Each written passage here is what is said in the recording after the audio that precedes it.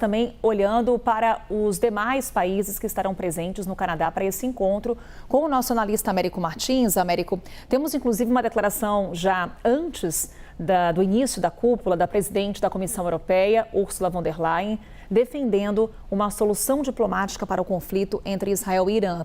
E a gente volta naquele ponto que falávamos aqui no início do novo dia, o quanto que essa solução diplomática passa pelos Estados Unidos, passa por Donald Trump, que Américo vem buscando se distanciar do ataque israelense. Há pouco falávamos, inclusive, que Donald Trump teria vetado um plano de Israel para matar o líder supremo do Irã, o Ayatollah Ali Khamenei.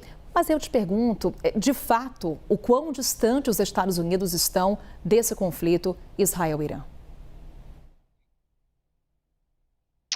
Carol, os Estados Unidos estão indiretamente envolvidos nesse conflito.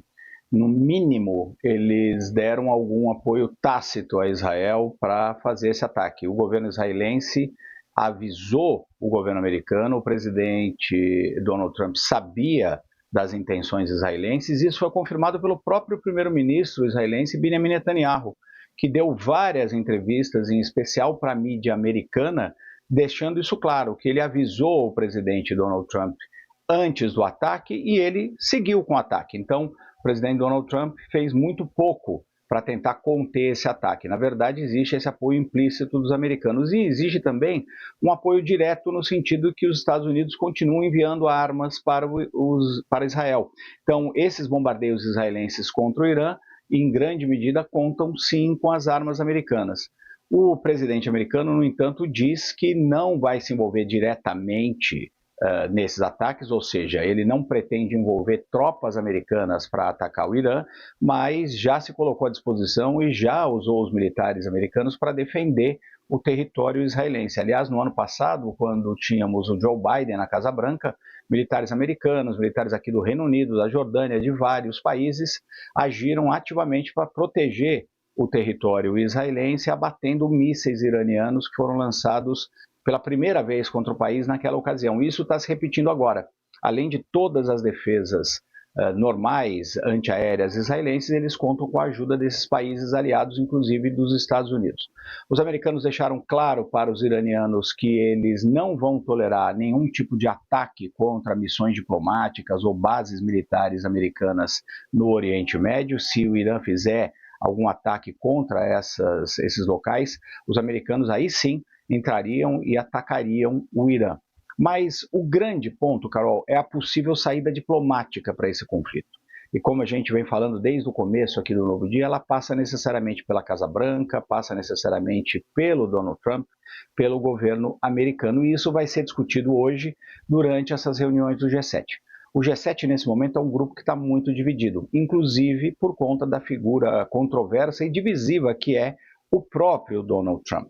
O Canadá, por exemplo, já anunciou que não vai ter um comunicado final do G7, que vai ter um texto simplesmente elaborado pelo próprio governo do Canadá, fazendo um resumo do que foi discutido. Isso porque o Canadá já antecipa que não vai conseguir consenso em vários dos pontos que vão ser discutidos. Inclusive, essa questão do conflito entre Israel e Irã divide os países participantes. Os países europeus, Reino Unido, França, Itália, Alemanha, querem uma discussão que leve a uma saída diplomática. O Japão, por exemplo, já teve uma posição diferente, condenou os ataques israelenses contra o Irã por serem uma violação da integridade territorial do Irã e por terem sido ataques não provocados, apesar do governo iraniano de fato querer uma bomba atômica que poderia desestabilizar o Oriente Médio. Mas o Irã não fez nenhum ataque direto contra Israel antes desses ataques que Israel diz que faz em defesa, ataques antecipados em defesa da sua própria posição. Então, no final das contas, tudo vai depender de que rumo vai tomar o Donald Trump. Ele certamente vai ouvir esses líderes do G7, como, por exemplo, a Ursula von der Leyen, que é a presidente da Comissão Europeia, da União Europeia, que defende, o direito de Israel se defender, nas palavras dela, e segundo, uma negociação diplomática. O Canadá também vai estar preocupado com relação a isso, vai tentar ajudar em algum tipo de negociação, mas no final das contas, o único de todos esses países, apesar de todo o poderio econômico que eles têm, o único país que tem de fato condições de influenciar a política no Oriente Médio neste momento são os Estados Unidos, é a Casa Branca, é o presidente Donald Trump. Então nós vamos ver muitos debates, algumas divergências, não teremos um comunicado final, o que mostra como esse grupo está dividido, e todos os holofotes vão estar no Donald Trump, o que ele vai falar de vários assuntos, não apenas dessa questão do Irã e de Israel, vai falar o que ele vai falar, por exemplo, sobre a Ucrânia. O presidente Volodymyr Zelensky também é um dos convidados, o secretário-geral da OTAN também vai participar desses debates. Eles devem falar algo sobre saídas diplomáticas também para o conflito na Ucrânia, mas a grande questão, até por conta da emergência que nós estamos vivendo neste momento, é o conflito no Oriente Médio entre Irã e Israel. Precisamos acompanhar bem de perto qualquer sinal do presidente Donald Trump. Mais uma vez, ele é o único que pode colocar pressão nos dois lados para alguma saída diplomática. Se ele não fizer isso, vamos ter mais matança, mais violência, mais morte. Américo, você falou sobre guerra na Ucrânia e tem um personagem que aparece em meio a esse conflito entre Israel e Irã, levantando a mão, querendo mediar conversas. Vladimir Putin. Qual que é o interesse da Rússia nesse momento? Vladimir Putin, o diplomata, né? Querendo passar por diplomata. Exatamente.